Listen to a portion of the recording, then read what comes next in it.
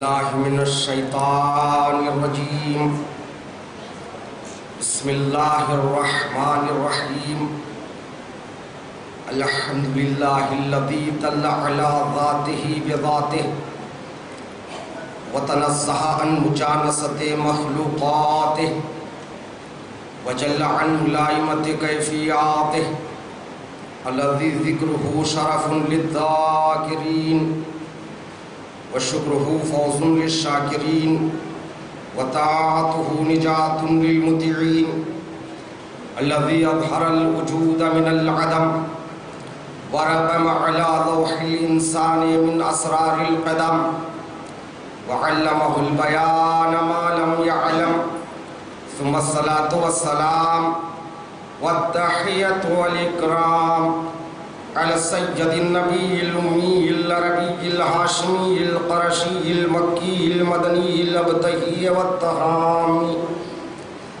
السيد البهي والسراج المضيء الكوكب الدري صاحب الوقار والسكينة المدفون بأرض المدينة العبد المعيد ورسول المسدد المصطفى الأمجد والمحمود الأحمد حبیب الہ العالمین وخاتم النبیین وشفیع المذنبین ورحمت للعالمین ابی القاسم محمد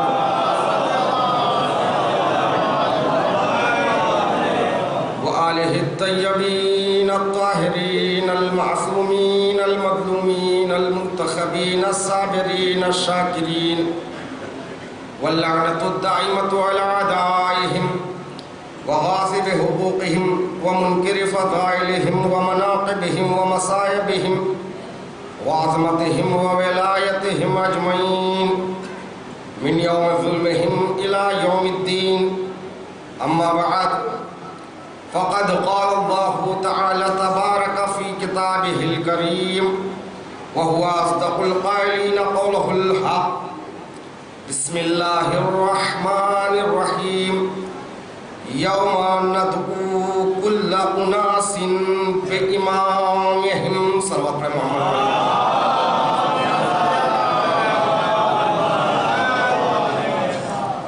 حضرات گرامی قدر، مذکورہ آیہ کریمہ کے ذیل میں کل کی گفتگو یقیناً آپ کے اذہان عالیہ میں محفوظ ہیں۔ خالق کائنات یہ اعلان کر رہا ہے قیامت کے دن ہم ہر گروہ انسانی کو اس کے امام کے ہمراہ آواز دیں گے۔ یہ بات طے ہے، یہ وعدہ الہی ہے،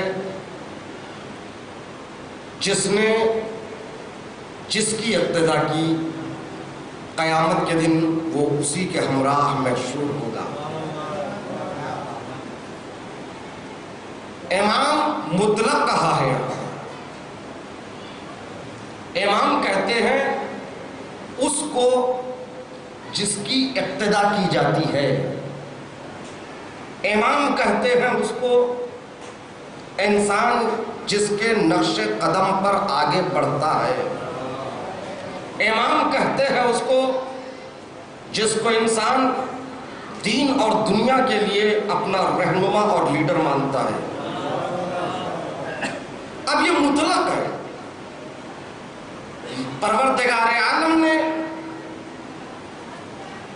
اپنے راستے پر چلنے والے ائمہ کا اعلان کیا، بتا دیا۔ قرآن کی آیت موجود ہے، کچھ ائمہ وہ ہے یہدون بامرنا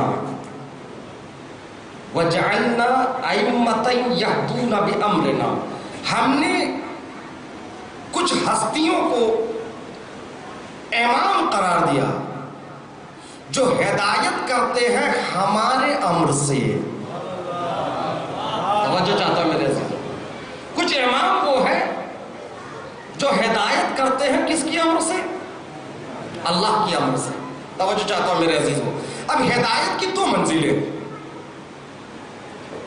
ایک ہدایت ہدایت کی منزل ہے جسے کہتے ہیں ارایت الطریق. ریلوے اسٹیشن تک میں پہنچا. میں نے کسی سے سوال کیا ایرانی امام باڑہ کہاں ہے, کہ وہاں پر موجود کسی شخص نے مجھے بتا دیا آپ باہر نکلیے اور سیدھے چلے جائیے, وہاں سیاہ پرچم نظر آئیں گے, وہ امام بارگاہ ہے ایرانیان میں. توجہ چاہتا ہوں میرے عزیز, اسے کہتے ہیں ارایت الطریق, راستہ پیش کر دینا, پتہ دکھا دینا, یہ بھی ہدایت ہے. یعنی آپ کو بتا دیا گیا یوں یوں یوں جانا ہے, یہ ہدایت ارایت الطریق. مگر یہ ہدایت امام کی نہیں ہے, یہ عمومی ہدایت ہے. دوسری ہدایت ہے ایصال الی المطلوب. پھر وہی مثال, ریلوے اسٹیشن پر میں پہنچا, سوال کیا امام بارگاہ کہاں ہے, تو وہاں پر کسی مومن نے مجھ سے کہا میں وہیں جا رہا ہوں. توجہ چاہتا ہوں میرے عزیز, میں وہیں جا رہا ہوں, میرے ساتھ ساتھ چلو. وہ آگے آگے میں پیچھے پیچھے, اور یہاں تک آیا اور کہا یہی ہے امام بارگاہ, یہی ہے. تو اس نے پتہ دکھایا نہیں, وہ ساتھ ساتھ چلا. اسے کہتے ہیں ایصال الی المطلوب, مقصد اور مطلوب تک پہنچا دینا.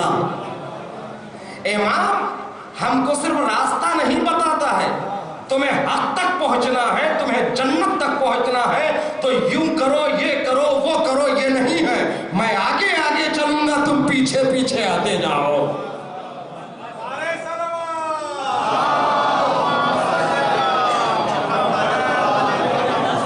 لیکن چلنا مجھے میرے اختیار سے ہے. توجہ چاہتا ہوں میرے عزیز کو, اسے کہتے ہیں منزل ایصال الی المطلوب. امام آگے آگے, ہم پیچھے پیچھے. یعنی آگے آگے چلنے کا مطلب یہ نہیں ہے کہ کوئی امام ہے وہ آگے آگے چل رہے ہیں, ہمیں پیچھے پیچھے چلنا ہے. یہ تو زمانہ غیبت ہے, یہ تو اصطلاح ہے. پھر امام کے پیچھے پیچھے چلنے سے مراد کیا ہے؟ امام سے کے پیچھے پیچھے چلنے سے مراد یہ ہے کہ امام نے اپنے اقوال کے ذریعے, اپنے افعال کے ذریعے, اپنی کردار کے ذریعے, اپنی سیرت کے ذریعے جس راستے کو دکھا دیا اسی راستے پر چلنا ہے, اسی راستے پر ہمیں آگے بڑھنا ہے. یہ امام ہے. وَجَعَلْنَا أَئِمَّةً يَهْدُونَ بِأَمْرِنَا, ہم نے ان کو امام قرار دیا, یہ ہدایت کرتے ہیں ہمارے امر سے. اور قرآن کے کریم کی آیت ہے سورہ قصص کی شاید 63ویں آیت کریمہ ہے, اگر حافظہ خطا نہ کرے, اس میں کہا أَئِمَّةً يَدْعُونَ إِلَى النَّارِ. کچھ امام اور کچھ لیڈر ایسے ہیں جو یدعون, دعوت دیتے ہیں جہنم کی طرف. قرآن کریم میں دو طرح کے اماموں کا ذکر ہے. ایک ہے یہدون بامرنا, ایک وہ ہے جو آپ کو اللہ کے امر سے ہدایت کریں گے. یہ وہ لیڈر ہے, وہ رہنما ہے. یہدون نہیں کہا یہاں پر, یدعون. یدعون یہ دعوت دیتے ہیں. توجہ چاہتا ہوں میرے عزیزوں, یہ جو شیطان ہے نا, یہ ہم کو عمل پر مجبور نہیں کرتا, یہ دعوت دیتا ہے. جانا نہ جانا یہ ہمارے اختیار میں ہے. فعل بد خود کرے اور لعنت کرے شیطان پر. کہتے ہیں شیطان بہکا دیا ہے. شیطان بہکاتا کیسے ہے؟ کسی غلط کام کرنے پر ہمیں مجبور نہیں کرتا ہے. اس لیے کہ قرآن کی آیت کہہ رہے یدعون الی النار, یہ جو نمائندے شیطان کے ہیں, یہ جو شیاطین ہیں, یہ ہمیں صرف دعوت دیتے ہیں, بلاتے ہیں, دنیا کو مزین کر کے دکھاتے ہیں ادھر آؤ یدعون الی النار. تو عزیزان محترم, یہ وہ امام ہے یہدون بامرنا جو ہدایت کرتے ہیں راہ راست پر. ایک وہ امام ہے یدعون الی النار جو جہنم کی طرف دعوت دیتے ہیں. تو توجہ چاہتا ہوں میرے سے, ہمیں سب سے پہلے یہ طے کرنا ہے ہمارا امام کون, کس کی اقتدا کرنا ہے. یہ ان کی اقتدا کرنا ہے جو جہنم کی طرف لے جا رہے ہیں، یا ان کی اقتدا کرنا ہے جو راہ راست پر ہماری رہنمائی کر رہے ہیں؟ یہی تو دعا ہے ہماری سورہ حمد میں دیکھ، اہدنا الصراط المستقیم۔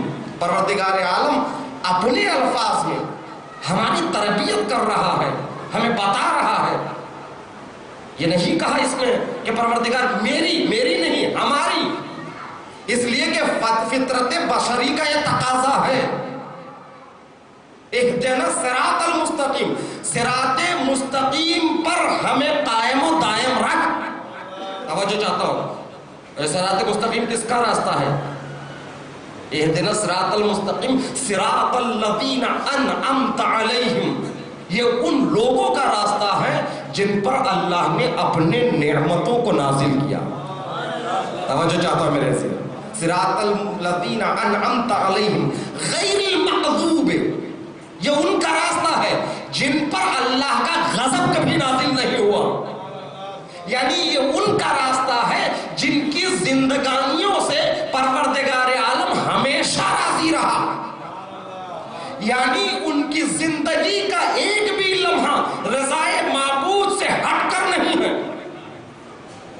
کون جانے وہ ہستیاں کون ہیں جن کی پوری زندگی رضائے معبود کے سانچے میں ڈلی؟ کیا کوئی انسان پہچان سکتا؟ کوئی سیرت نگار لکھ سکتا ہے؟ کوئی مورخ بتا سکتا ہے وہ کون ہے؟ کیا ہے بھی اس کی ہستیاں؟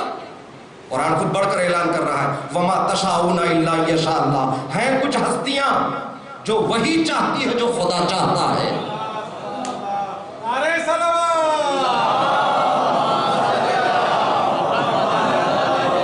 کچھ ہستیاں ایسی ہیں وہی چاہتی ہے جو خدا چاہتا ہے۔ وہ ہستیاں کون ہیں؟ اس آیے کریمہ کے اس حصے کے ذیل میں امام محمد باقر علیہ السلام ارشاد فرماتے ہیں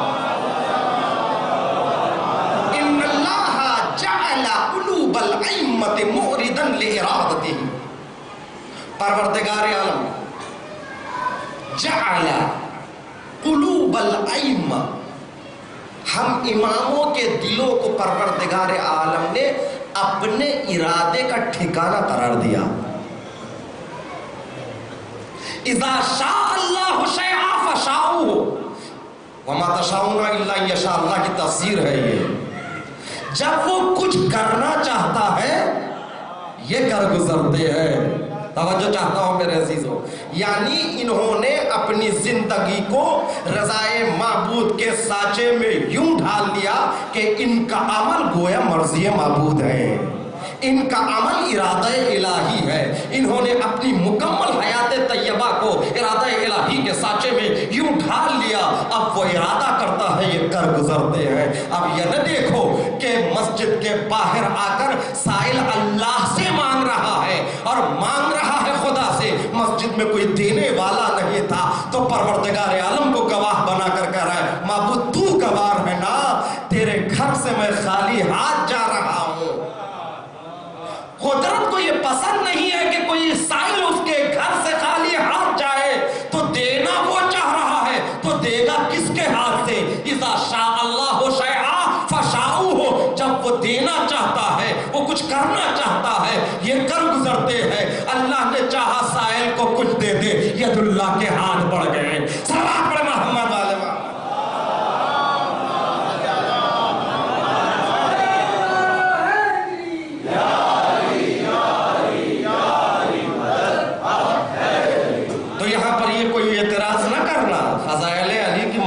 سخت ہے، سمجھنے کی ضرورت ہے۔ بہت سے لوگ یہ اعتراض کرتے آپ حضرات فضائل علی کے بیان کرنے میں بڑے غلو سے کام لیتے ہیں۔ ایک طرف تو یہ کہتے ہیں کہ جنگ احد میں مولائے کائنات کے پیروں میں تیر لگا تو نکالنا چاہتے تھے، مولائے کائنات تڑپ اٹھے، حال لباس بشری میں ہے، بشری تقاضوں کے حامل ہے علی۔ کوئی کانٹا چپ جائے اگر نکالنا چاہے تو درد ایسا ہوتا ہے کہ آپ فوراً کہتے رہنے دیجیے۔ علی کے پیروں میں تیر لگا ہے، نکالنا چاہ رہے ہیں لیکن درد سے تڑپ اٹھ رہے ہیں علی۔ مزاج شنا سے امامت رسالت ہوتی ہے. رسالت کو امامت پہچانتی ہے، امامت کو رسالت پہچانتی ہے. لہذا علی کو پہچاننے والا ایک ہی رسول تھا.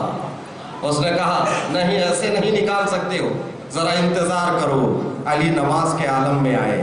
اس لیے کہ جب نماز کے عالم میں علی آئیں گے مکمل طریقے سے خدا کے حضور ہوں گے،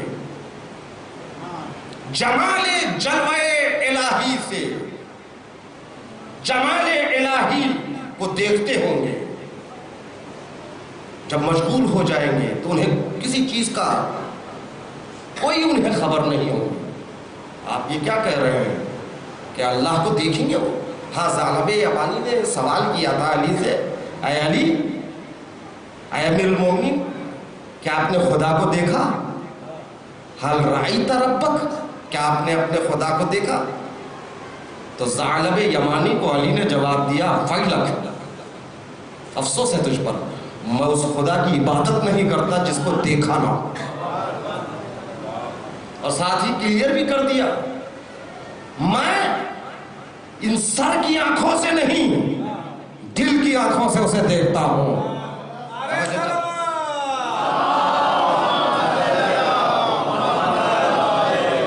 چشم قلب سے علی جمال الہی کو دیکھ رہے ہیں.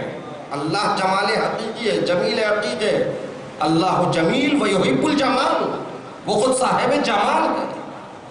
توجہ چاہتا ہوں میرے عزیزوں، جب حسن مجازی کو دیکھ کر مصر کی عورتیں انگلیاں کاٹ لیتی ہے، انگلیاں کٹنے کی انہیں خبر نہیں ہوتی ہے، اگر علی جمال جلوہ الہی کو دیکھنے میں مصروف ہو جائے، تیر نکال لے تو پتہ کیسے چلے؟ صلوات پڑھیں محمد والے محمد.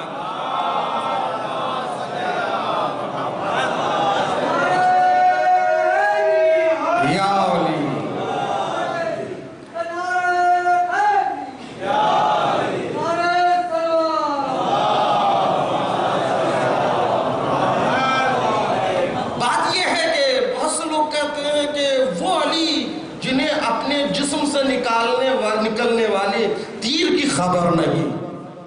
وہ اس علی نے ساحل کی آواز کو کیسے سن لیا ہے نا؟ ساحل کی آواز کو کیسے سن لیا؟ جنہیں اپنے جسم کی خبر نہیں ہے، اس قدر محو عبادت ہے، اس علی نے کیسے ساحل کی آواز کو سن لیا؟ علی نے ساحل کی آواز کو نہیں سنا، بلکہ اذا شاء اللہ شیئا فشاؤہ، اس نے خدا سے مانگا، خدا دینا چاہتا ہے تو کچھ ہستیاں ایسی زمین پر ہے یہ وہی چاہتی ہے جو خدا چاہتا ہے. دینا وہ چاہ رہا ہے، ہاتھ ید اللہ کے پڑ گئے. صلوات پڑھیں محمد والے محمد.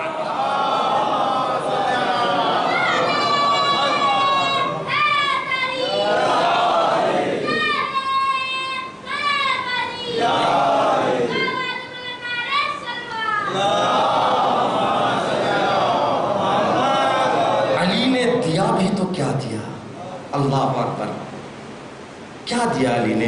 کسی شاعر نے خوب کہا ہے، کوہنا لباس و نانے جویں دیکھ دیکھ کر. علی کی سادگی دیکھیے، سادہ سا لباس، جو کی روٹی کھاتے تھے. کوہنا لباس و نانے جویں دیکھ دیکھ کر مفلس نہیں سمجھنا جناب امیر کو. کوہنا لباس و نانے جویں دیکھ دیکھ کر مفلس نہیں سمجھنا جناب امیر کو. جتنی گراں بہا تھی سلیمان کی مملکت، اتنی زکات دی ہے علی نے فقیر کو. صلوات پڑھیں محمد والے محمد.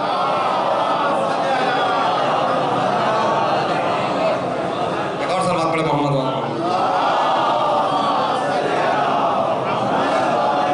تو عزیزان محترم، یہ ہے علی جو وما تشاؤون ان یشاء اللہ. ایسے امام کو پہچاننے کی ضرورت ہے. معرفت امام، میں نے کل معرفت امام کے ذیل میں کہا تھا، صرف یہ جان لینا معرفت نہیں ہے، کہاں پیدا ہوئے، کب پیدا ہوئے، بادشاہ بوقت ولادت کون تھا، مدفن کہاں ہے، یہ تو ہسٹری ہے، علم ہے. اگر غیر مسلم بھی پڑھ لیتا تو وہ بھی جان لیتا. معرفت یہ کہ ہمیں امام کو بحیثیت امام پہچاننا ہے، یہ جاننا ہے کہ ہماری گردن پر کیا حقوق ہے۔ اصول کافی میں امام محمد باقر علیہ السلام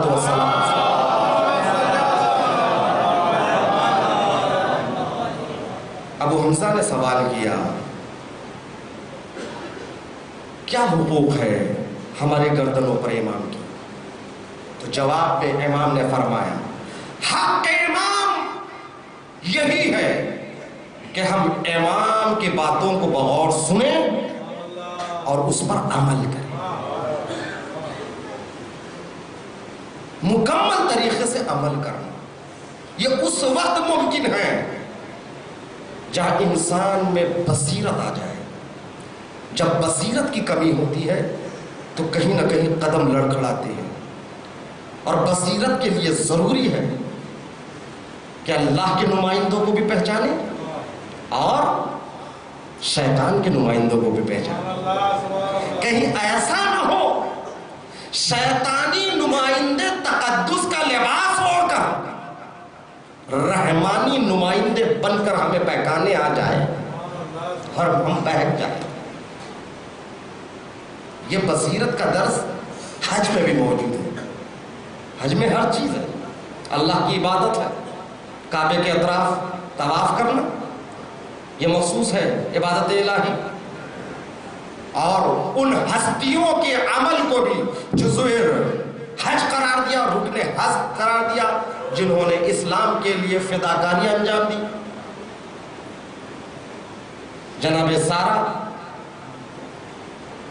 ان کا وہ سعی صفا و مروہ کے درمیان، پروردگار عالم ان کے عمل کو رکن حج قرار دیا۔ اللہ کی عبادت، اللہ کے خاص بندوں کی تعصی، وہ بھی رکن حج۔ اور اس کے بعد مقام بصیرت میں 3 جگہ پر تین شیطانوں کو، جمرات عقبہ، وسطیٰ، ان 3 شیطانوں کو پتھر کنکریاں مارنا۔ کیا وہ شیطان آج بھی کھڑا ہو جو کنکریاں مار رہے ہیں؟ کیوں مار رہے ہیں؟ گویا یہ کنکریاں مارنا نہیں ہے، بلکہ یاد کرو یہ 3 مقامات ایسے ہیں جہاں پر شیطان تقدس کے لباس کو اوڑھ کر کہیں نبی خدا کو، کہیں زوجہ رسول کو بہکانے کے لیے آیا تھا۔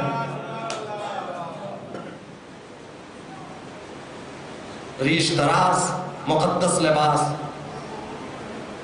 اور آ کر کہنے لگا اے ابراہیم یہ کیا کر رہے ہو؟ خواب تو خواب ہے، کیا بچوں کو قتل کر دو گے؟ امام اور رسول کا خواب، ہمارا خواب، یہ دونوں میں فرق ہے۔ اس لیے کہ خواب میں بھی حکم الہی ان کو ملتا ہے، مگر ہمارے خواب حجت نہیں ہے۔ جو ہم اپنے خواب بیان کرتے ہیں نا ممبروں سے، کسی نصیحت کے لیے اگر خواب بیان کر دیں تو ٹھیک ہے، مگر اس کو ایک حکم سمجھ کر اگر آپ دوسروں پر اپنے خواب کو عائد کریں، یہ صحیح نہیں ہے۔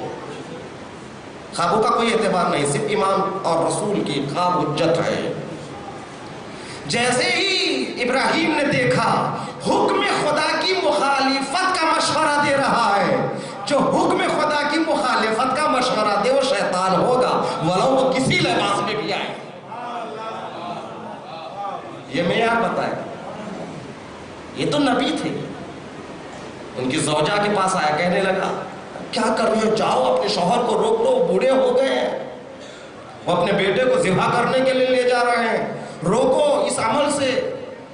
ایک مرتبہ زوجہ بھی بابصیرت تھی، ایک مرتبہ دیکھا یہ جو مشورہ دینے والا ہے نا، یہ رسول اور نبی کے حکم کی مخالفت کا مجھے مشورہ دے رہا ہے، اور وہیں سے فیصلہ کیا جو حکم رسالت کی مخالفت کا مشورہ دے وہی شیطان ہے۔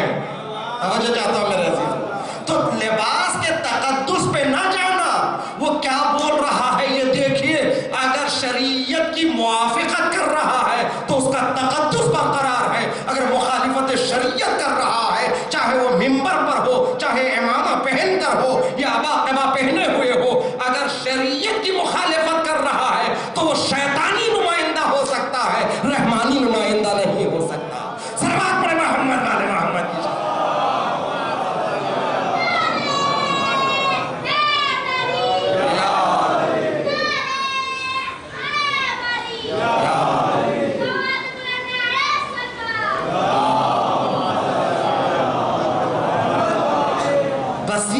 یہی ہے کہ ہم اس کے ارادوں سے پہچانیں وہ کون ہے، ظواہر سے نہ پہچانیں۔ جن کے پاس بصیرت نہ ہو وہ حقائق کو سمجھ نہیں سکتے، وہ دشمن کو نہیں سمجھ سکتے۔ آج ہماری مجبوری یہی ہے، بصیرت کی کمی کی وجہ سے ہم نے ایک کلیہ بنا لیا، قاعدہ بنا لیا، جو ممبر پہ آئے مقدس، جو بھی ممبر پر آ جائے ذکر اہل بیت کرنے کے لیے، ذکر کرنے کے لیے، وہ مقدس ہے۔ کہتے اس نے ایسا کیا، اس نے ویسا کیا، بھئی کچھ بھی کیا ہو، وہ ممبر پر آنے والا ہے، خطیب ہے، اس کا احترام کرنا چاہیے۔ توجہ چاہتا ہوں میرے، ممبر پر آنے والے کو مقدس نہ سمجھو، بلکہ جو مقدس ہے ان کو ممبر پر آنے دو۔ صلوات پڑھے محمد علی محمد۔ دونوں میں بڑا فرق ہے نا، ممبر پر آنے والے کو مقدس سمجھنا یا جو مقدس ہے انہیں ممبر پر دعوت دینا، یہ دونوں میں فرق ہے، یہی بصیرت ہے۔ توجہ چاہتا ہوں میرے عزیزوں، اور جنگ صفین میں مولا کائنات نے یہی کلیہ دیا۔ کسی کے سابقہ فضائل کو دیکھ کر یہ نہ سمجھنا وہ حق پہ ہے، پہلے حق کو پہچانو، حق کیا ہے، پھر اس کے بعد حق کو معیار بنا کر دیکھو کہ فلانی حق پر ہے کہ نہیں۔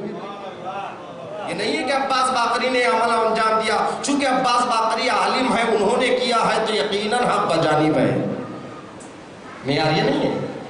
حق کو پہچانو پہلے، پھر اہل حق کون ہے اس کا فیصلہ کرنا۔ یہ اسی وقت ممکن ہے جب بصیرت انسان کو حاصل ہو۔ بصیرت کی کمی کی بنا پر امام امت تنہا رہ جاتا ہے معاشرے میں۔ توجہ چاہتا ہوں میرے عزیزوں، کل کی گفتگو آپ کے اذہان میں، بصیرت کی تو کمی تھی، جہاں پر جنگ صفین میں مولا کائنات کے گردنوں پر تلواریں رکھ کر انہیں یہ کہا گیا مالک اشتر کو واپس بلا لیجئے۔ کیوں؟ کون کوئی دشمن نہیں تھے ظاہری طور پر، علی کے لشکر والے تھے۔ کیوں؟ اس لیے کہ نیزوں پر قرآن بلند ہے، وہ صلح چاہتے ہیں۔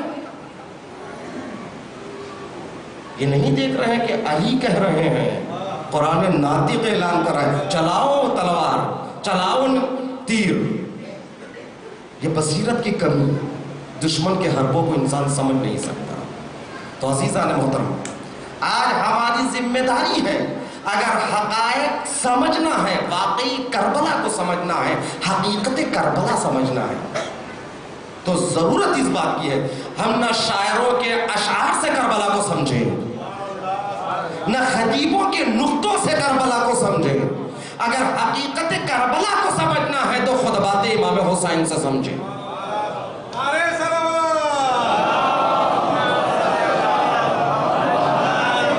اگر شاعروں کے اشعار اور ذاکرین کے نکات اگر ترجمانی بن جائے خطبات امام حسین کے تو وہ اور بات ہے، وہ اور بات ہے۔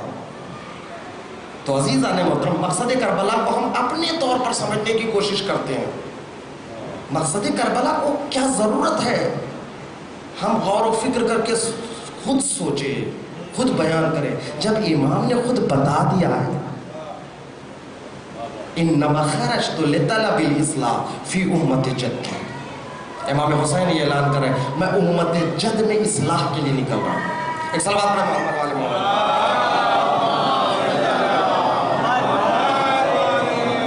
بصیرت کا عالم، جہاں پر امام نے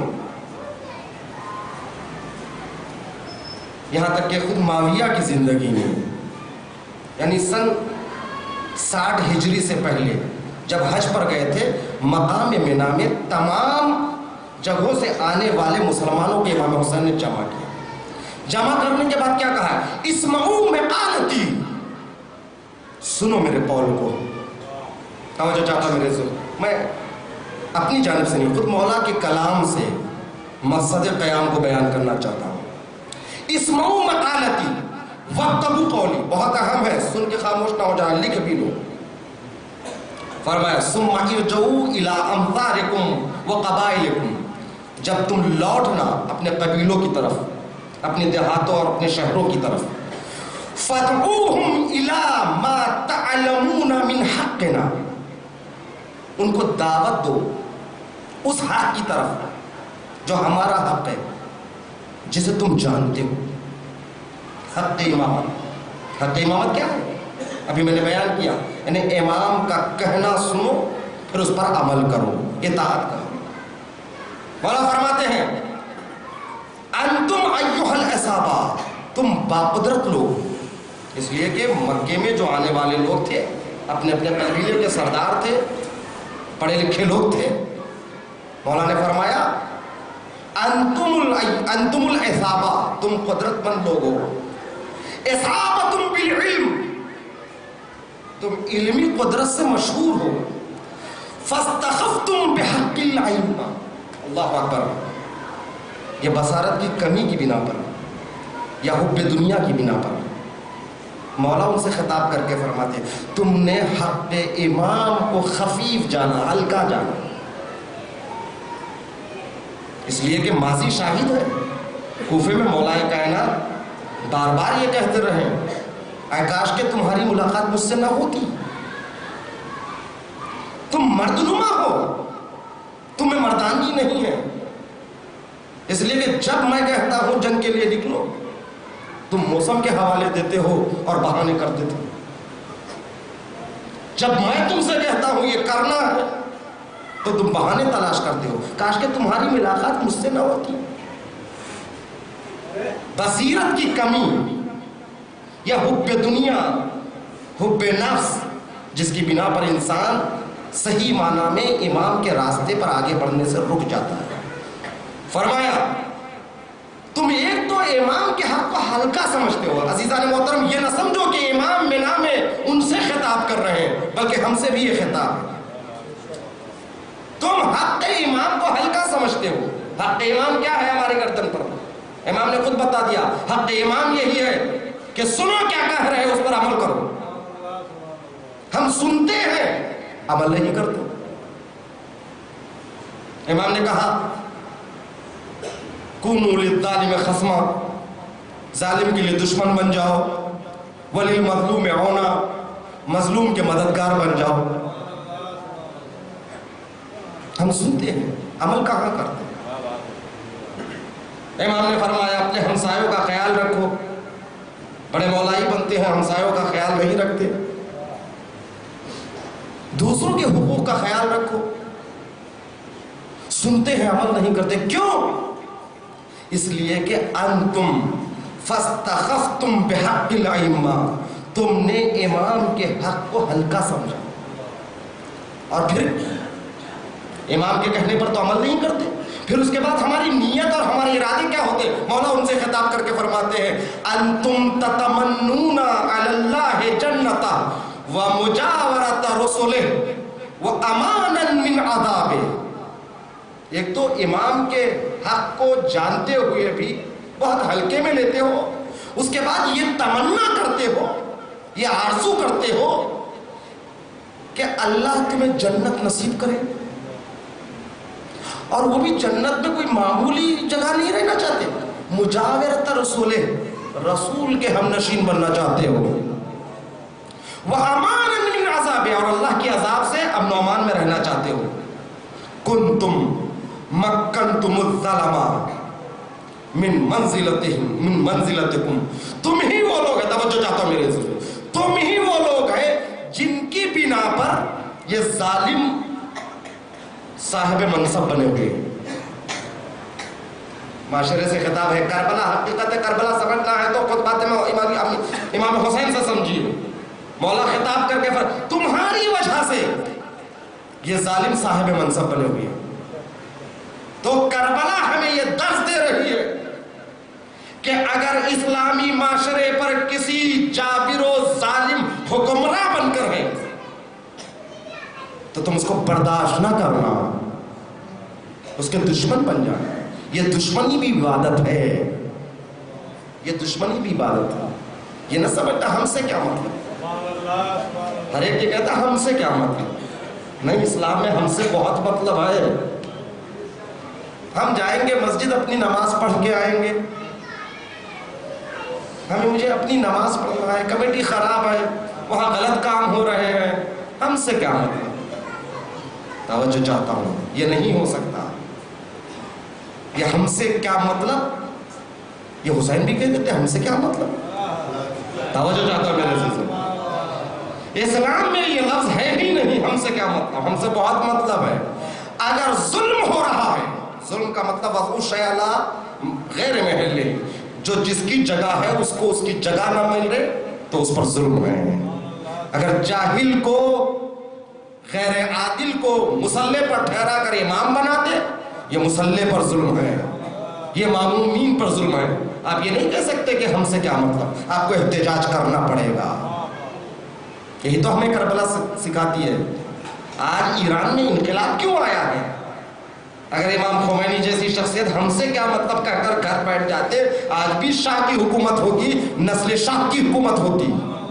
آج شاہ ایران چھوڑ کر بھاگ گیا، اس کی نسل بھی ایران میں نہیں ہے. تو کیوں نہیں ہے؟ اس لیے کہ امام خمینی نے یہ نہیں کہا ہم سے کیا مطلب، امام خمینی نے کہا ہم سے مطلب ہے. اس لیے کہ کربلا ہمیں یہ درس دے رہی ہے کہ ہم معاشرے میں، اسلامی معاشرے پر کسی حاکم کو، ظالم و جابر کو حاکم نہیں مان سکتے. ہم اس کے خلاف کھڑے ہوں گے، احتجاج کریں گے. شہادتیں دینا ہو تو شہادتیں دیں گے. شہادتیں پیش کی، قیام کیا، اور اس کے بعد انہوں نے شاہ کو ایران سے ہٹا دیا. آج اسلام، اسلامی انقلاب ہے ایران میں.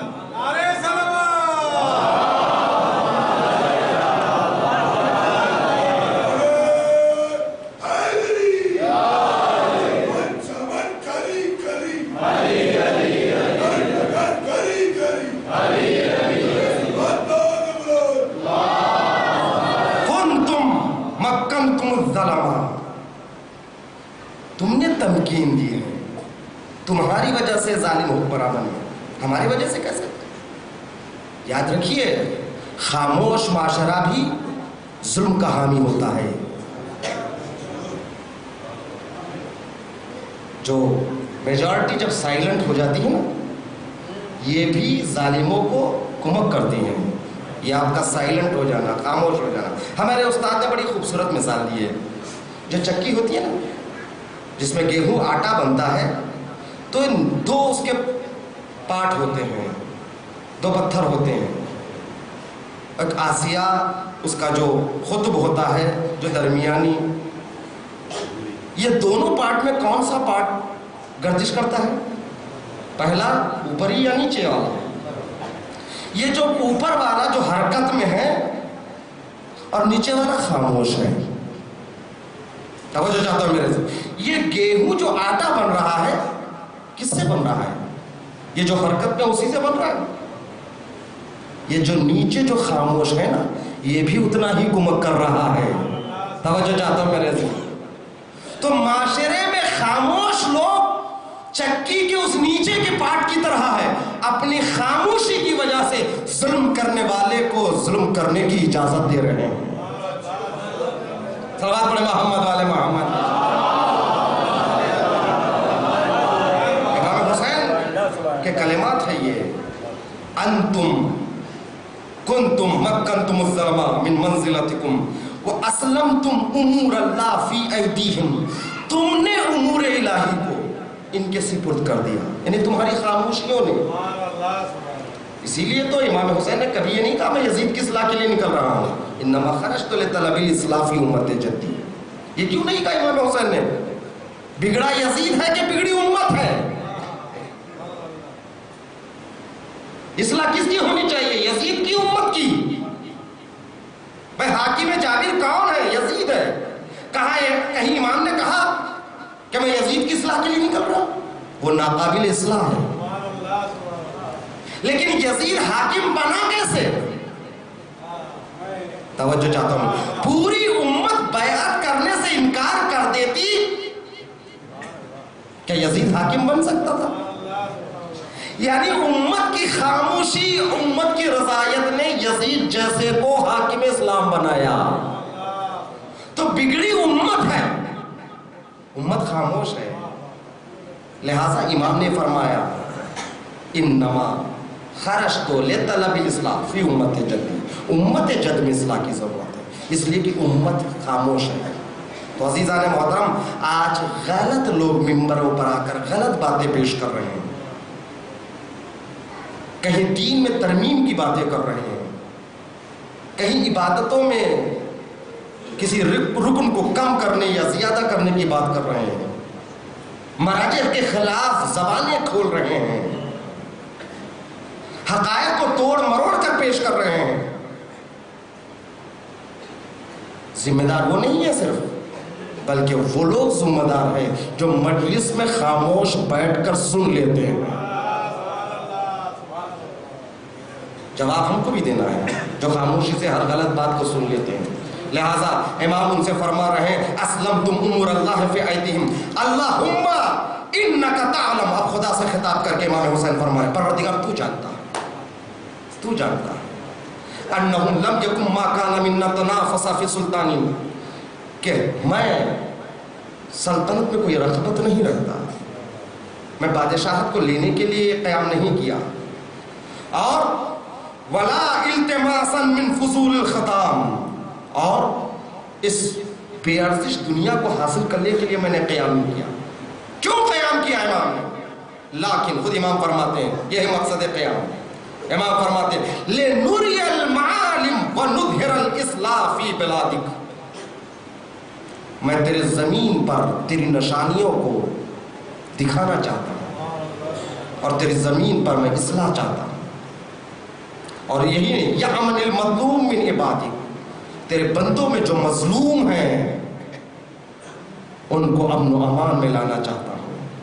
وَيَعَامُكَ بِفَرَائِضِكَ وَسُنَّتِكَ وَأَحْكَامِكَ، اور عمل کرنا چاہتا ہوں تیرے فرائض پر، تیرے فرائض کو عام کرنا چاہتا ہوں۔ تو امام حسین کے قیام کا مقصد ان کلمات سے واضح ہے۔ وقت نہیں ہے میں اور بیان کروں، بہت سی چیزیں ہیں، اس لیے کہ مولا کائنات کی کئی خطوط ہیں۔ مصر کے لوگوں کے لیے خط ہے، بصرہ کے لوگوں کے لیے خط لکھا ہے، اس میں کہا ادعوکم الی کتاب اللہ و سنت نبی فإن السنت قد امتت والبدعۃ قد احیت، سنتیں ختم ہو رہی ہے، بدعتیں ابھر رہی ہیں، بدعتوں کو زندہ کیا جا رہا ہے۔ جہاں معاشرے میں بدعتوں کا ظہور ہو وہاں پر عالم کی ذمہ داری کیا؟ خاموشی۔ معصوم فرماتے ہیں کہ اگر بدعت ظاہر ہو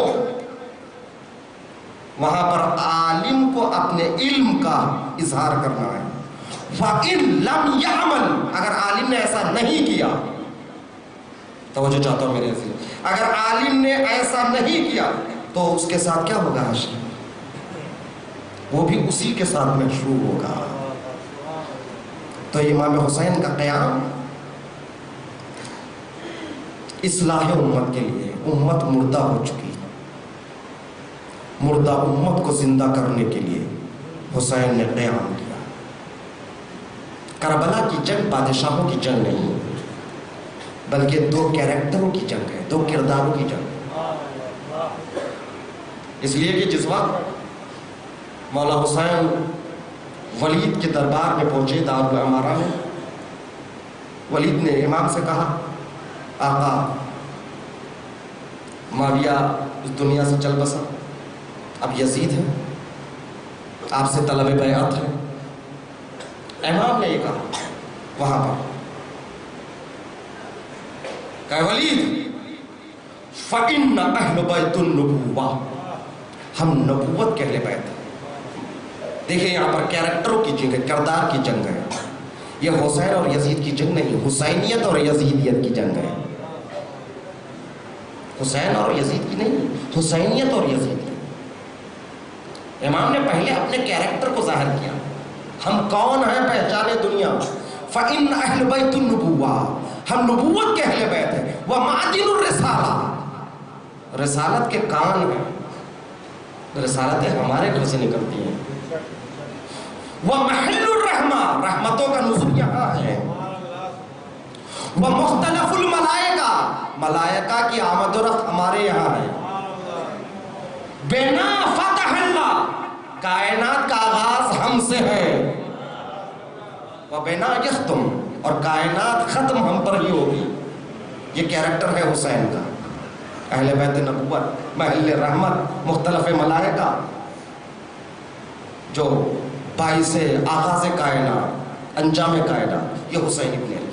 اور اس کے بعد وہ یزید رجل فاسق، اور جو یزید ہے نا وہ رجل فاسق ہے، گنہگار، مولن بالفسق، کھلم کھلا گناہ کرنے والا، وشارب خمر، شراب پینے والا، وقاتل النفس المحترمہ، اور نفوس محترمہ کو قتل کرنے والا. یہ کیریکٹر یزید کا ہے. حسین نے یہ نہیں کہا کہ میں یزید کی بیعت نہیں کرتا، پہلے اپنے کیریکٹر کو بتایا میں کون ہوں، پھر اس کے بعد یزید کے کیریکٹر کو بتایا جان یہ کون ہیں. جب دونوں کیریکٹروں کو واضح کر دیا اس کے بعد کہا مثلی لا یبایع لمثلہ، مجھ جیسا کبھی اس جیسے کی بیعت نہیں کر سکتا. حسین نے اپنے کردار کو واضح کیا، پھر یزید کے کردار کو واضح کیا. دونوں کرداروں کو روشن کرنے کے بعد یہ واضح کر دیا جو مجھ جیسا ہوگا وہ اس جیسے کی کبھی بیعت نہیں کر سکتا. حسین نے بتا دیا مجھ جیسے بھی لوگ یعنی میرے راستے پر چلنے والے بھی آتے رہیں گے، جو حسین کے راستے پر چلنے والے ہوں گے وہی شیعہ ہوں گے، جو مجھ جیسے کے راستے پر چلنے والے آئیں گے وہ یزید جیسے کی کبھی بیعت نہیں کر سکتے. صلوات پڑھیں محمد والے محمد.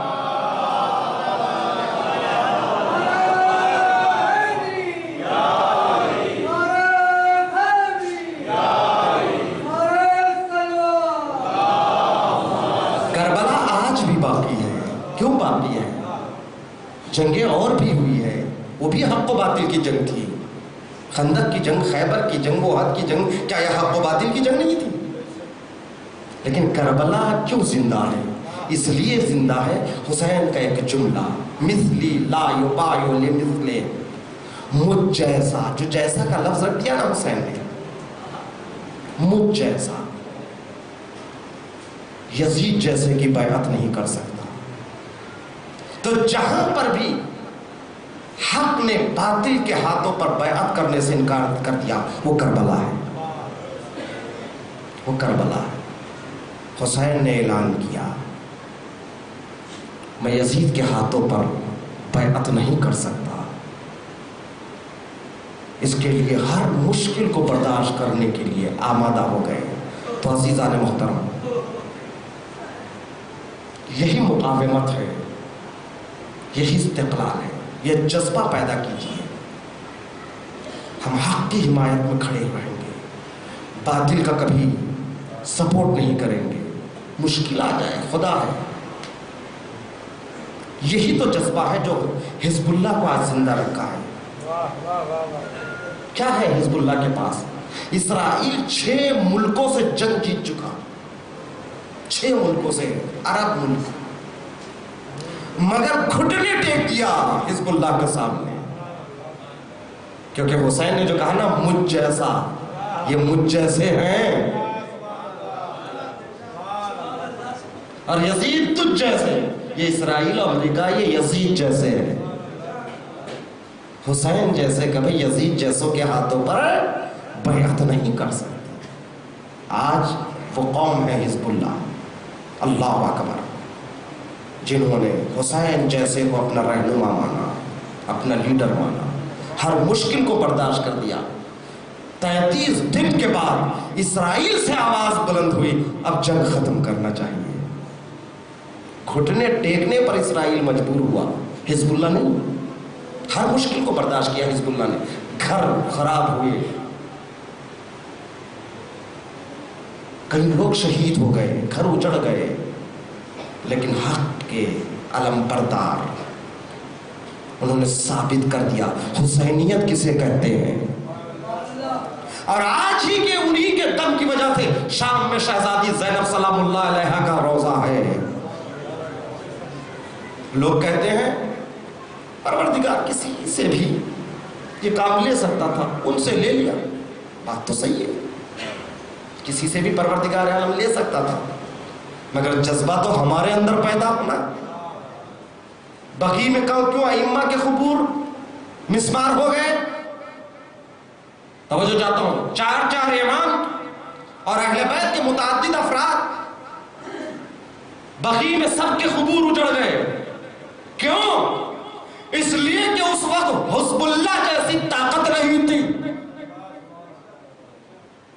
آج حزب اللہ کو سلام کیجئے، حزب اللہ جیسی طاقت موجود ہے تو آج شہزادی زینب کا روزہ ہے. نحن عباس کا یا زینب، ہم ہیں عباس، ہم راہ عباس پر چلنے والے ہیں. انہوں نے ثابت کر دیا. شہادتیں تھیں. جو زائرین زیارتوں کو جاتے ہیں نا، ان سے خاص گزارش ہے، ایران جب جائیں گے، قم جب جائیں گے تو 1 گھنٹے کے لیے 2 گھنٹے کے لیے وقت نکالیے. نکالنے کے بعد بہشت معصومہ جائیے، ٹیکسی لے لیجئے 4 آدمی مل کر، کیونکہ قافلوں کے سالار ان جگہوں کو آپ کو نہیں لے جاتے ہیں. آپ جائیے بہشت معصومہ، وہاں پر شہدائے دمشق کی یعنی شہدائے زینبیہ کی خاص قبریں ہیں. حیدریون، فاطمیون، ان کی قبریں ہیں. اور قبروں پر پڑی کوئی 18 سال، کوئی 22 سال، کوئی 25 سال. کسی کی شادی ہوئی 18 دن ہوئے، کسی کے 20 دن، کسی کے 25 دن. ایسے نہیں تھے کہ زندگی سے بہت مجبور تھے. بڑی بڑی کمپنیوں کے مالک بھی تھے اس میں، اچھی اچھی پوسٹوں پر نوکری کرنے والے موجود تھے. ہر ایک کے واقعات موجود ہیں، وصیت نامے موجود ہے. باپ آتا ہے گھر میں، چھوٹی سی بچی باپ کا ہاتھ پکڑ کر پوچھتی ہے، بابا آپ نے سنا ہے کیا کہ ہماری آقا امام حسین کی ایک بیٹی سکینہ جو باپ سے بہت دور ہے. بابا کیا ہم اپنے اتنے اچھے گھر میں رہیں اور ان کا روزہ ٹوٹنے والا ہے؟ باپ کا دل تڑپا، فوراً ارادہ کیا مجھے شام جانا چاہیے. وہیں سے گیا اور اس کے بعد حزب اللہ کے ہمراہ وہ شام میں جاتا ہے. بیٹی سے گفتگو کرتے کرتے شہادت ہوتی ہے. وہ آواز بھی محفوظ ہے. ان قربانیوں کو جانیے. آج ہماری قوم میں کچھ لوگ ہیں جو اس حزب اللہ پر لعنتیں بھیجتے ہیں. یہ کون ہے؟ یہ وہی ہے جو MI6 کے پروردگار. ان کو یہ بھی شعور نہیں ہے کہ دشمن کو خوش کرنے والا کام کر رہے ہیں. انہوں نے حقیقتوں کو پہچانا نہیں، یا پہچان کر بھی پیسے کی وجہ سے آنکھوں پر پٹیاں باندھ لی ہیں. اس لیے کہ حقیقت تو پسر سعد بھی پہچانتا تھا. حسین کو قتل کرنا گناہ ہے، یہ پسر سعد بھی جانتا تھا. اس نے پیسے کی لالچ میں، مملکت کی لالچ میں، ملک رے کی تمنا میں اس نے اپنی آنکھوں پر پردہ ڈال دیا اور اپنے آپ کو یہ کہہ کر دلاسا دیا جنت ملے یا نہ ملے وہ آخرت کی بات ہے، ارے دنیا میں تو ملک رے مل رہا ہے. قتل حسین پر آمادہ ہوا اور اعلان کیا گوار ہے نہ پہلا تیر میں پھینک رہا ہوں، میں آزاد کر رہا ہوں پہلا تیر کمان سے. ہاذا دارو کربلا والوں نے ہمیں درس زندگی دی ہے. اسی لیے تو حسین نے فرمایا جیو تو عزت سے جیو. عزت کی موت بہتر ہے ذلت کی زندگی سے. کسی ظالم کی بیعت کر کر زندہ رہنے سے مخالفت کر کے مر جانا بہتر ہے. یہ کربلا کا درس ہے. کربلا والوں نے یہی کیا. ہاذا دارو. میں نے ابھی آپ شام کی جانے والی ایک بچی کا ذکر کیا. تو ہاں حسین کی ایک بچی جو بابا سے یہ کہہ رہی بابا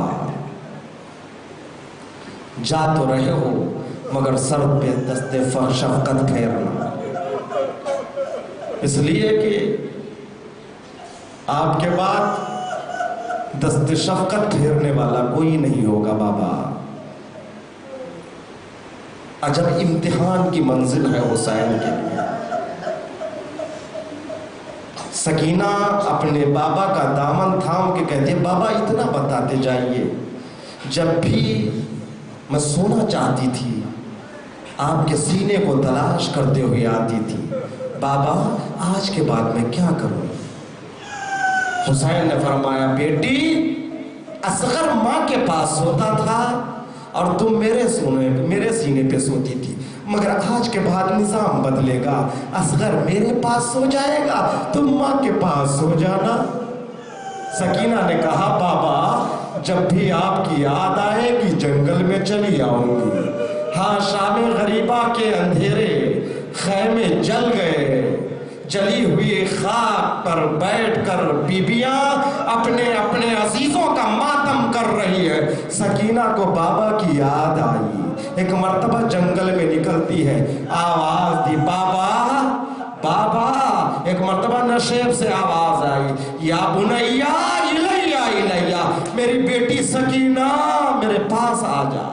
زینب کو بھیا کی وصیت یاد آئی، نگاہوں ہی میں زینب نے سکینہ کو تلاش کیا، سکینہ نظر نہیں آئی، مقتل میں گئی، سکینہ کو آواز دیتی رہی، سکینہ نظر نہیں آئی۔ ایک شقی کو دیکھا جو فرات کے کنارے سے گھوڑے کو لے کر آ رہا تھا، زینب نے اس سے پوچھا اے آنے والے اتنا بتا دے کیا تو نے کسی 4 سالہ بچی کو دیکھا؟ اس نے کہا میں نے کسی بچی کو نہیں دیکھا۔ رک کر کہتا ہاں جب میں اپنے گھوڑے کو فرات کے کنارے سیراب کر رہا تھا نشیب سے کسی بچی کی رونے کی صدا آ رہی تھی، اس قدر مغموم آواز تھی کہ میرا گھوڑا پانی پینے سے سر کو اٹھا لیا۔ ارے زینب نشیب کی طرف جاتی ہے، آواز دیتی ہے سکینہ، کیا دیکھا بیشتر لاشے پر اے سکینہ سو رہی ہے، بڑھ کر جگانا چاہا، کٹی ہوئی گردن سے آواز آئی زینب ابھی ابھی سکینہ فریاد کرتے کرتے سو گئی۔ ہاں زیادہ ہو، زینب اٹھتی ہے، یہ سکینہ اٹھتی ہے۔ زینب نے پوچھا تو نے بابا کے لاشے کو کیسے پہچانا؟ سکینہ نے کہا میں مقتل میں چلی آئی تھی، کٹی ہوئی گردن سے آواز آئی بیٹی سکینہ ادھر آؤ، میں بابا کے سینے پر لیٹ گئی اور کہنے لگی بابا آپ کے بعد میرے کانوں کی بالیاں چھین لی گئی، بابا آپ کے بعد تماچے لگے، بابا آپ کے بعد خیموں کو لوٹ لیا گیا، بابا آپ کے بعد میرے بھائی سجاد کے ہاتھوں میں ہتھکڑیاں، پیروں میں بیڑیاں پہنائی گئی۔ لوزادارو یہ شام غریبہ کی بات ہے، 11ویں محرم نمودار ہوتی ہے، جب 11ویں محرم نمودار ہوتی ہے اشقیاء ننگی پشت اونٹوں کو لے کر آتے ہیں، ایک مرتبہ پوچھتے ہیں تم میں وہ بچی کون ہے جسے حسین بہت زیادہ چاہتے تھے؟ کسی نے سکینہ کی طرف اشارہ کیا اور کہا اللہ اکبر یہی وہ بچی ہے جسے حسین سب سے زیادہ چاہتے تھے۔ تو آزادارو ایک مرتبہ سکینہ کو ننگی پشت اونٹ پر بٹھایا اور اونٹ کو دوڑایا جاتا تھا، اونٹ جب دوڑتا تھا سکینہ گرتی تھی، کہتی تھی بابا، سکینہ کو تماچے لگتے تھے، اللہ اکبر سکینہ کو اتنے تماچے لگے، سلام ہو ان رخساروں پر جو کربلا سے شام تک مسلسل اپنا رنگ بدلتے رہے۔ روئیے زادارو تو جملے اور مجلس کو تمام کر رہا ہوں۔ ہاں زادارو سکینہ جو بار بار پشت شتر سے گر رہی تھی، تو زادارو اس کے بعد ظالم نے کیا جانتے ہو زادارو، کربلا میں جتنے شہید ہوئے ہیں ان کا خون زمین کربلا پر ٹپکا ہے، زمین کربلا پر گرا، مگر سکینہ کا خون کربلا سے لے کر شام تک مسلسل ٹپکتا رہا۔ اس لیے آزادارو ایک مرتبہ سکینہ کو پشت شتر پر لٹا کر رسی سے کس کے باندھ دیتا ہے۔ اب جو اونٹ کو دوڑایا جاتا ہے سکینہ کا جسم نازنین رسی سے چھل جاتا ہے اور اس سے خون راستہ پہ ٹپکتا رہا۔ ہائے سکینہ جس کا جسم نازنین کا خون کربلا سے شام تک مسلسل ٹپکتا رہا، اور سکینہ بابا کو آواز دیتی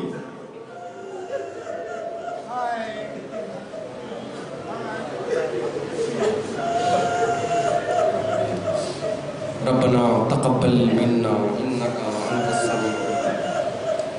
پروردگار واسطہ محمد علیہ محمد کے ذکر قلیل و عظیم کو ہم سب سے قبول فرما، جہاں جہاں شیعہ نے حیدر کرار آباد ان کی جان مال عزت و آبرو کی حفاظت فرما پروردگارا، کوئی غم نہ دے سوائے غم حسین کے پروردگارا، مقامات مقدسہ، اتباط عالیہ، مکتب تشیع کی حفاظت فرما، دشمنان اسلام کو اگر ناقابل ہدایت ہے تو نست و نابود فرما پروردگار، شر اشرار کو انہی کی جانب لوٹا دے پروردگار، تجھے واسطہ محمد و آل محمد کا، ہمارے مراجع تقلید بالخصوص آیت اللہ العظمہ آقا سیستانی، آیت اللہ العظمہ سید علی خامنائی اور سید مقاوم شیر عرب سید حسن نصر اللہ کا سایہ ہمارے سروں پر سلامت رہا پروردگار، حزب اللہ کو اور ہمت عطا فرما، ان کے دلوں میں جذبہ حیدری عطا فرما پروردگارہ، راہ امام پر ہمیں چلتے رہنے کی توفیق عطا فرما پروردگارہ، ہمارا خاتمہ ایمان پر ہو پروردگار، شب اول قبل دیدار مولا کائنات سے ہمیں محروم نہ فرما، ہم کو ہمیں ہمارے امام وقت کے ساتھ محشور فرما پروردگارہ، ہمارے تمام مرحومین کی مغفرت فرما، ان کو جنت اعلیٰ میں جگہ عنایت فرما پروردگارہ، قلب ناظرین امام زمانہ کو ہم سے راضی فرما پروردگارہ، امام کے ظہور میں تعجیل فرما، ہم سب کو ان کے اعوان و انصار میں شمار فرما۔ آپ سے گزارش ہے ایک مرتبہ سورہ حمد، 3 مرتبہ سورہ اخلاص کی تلاوت فرما کر حیدر علی ابن کریم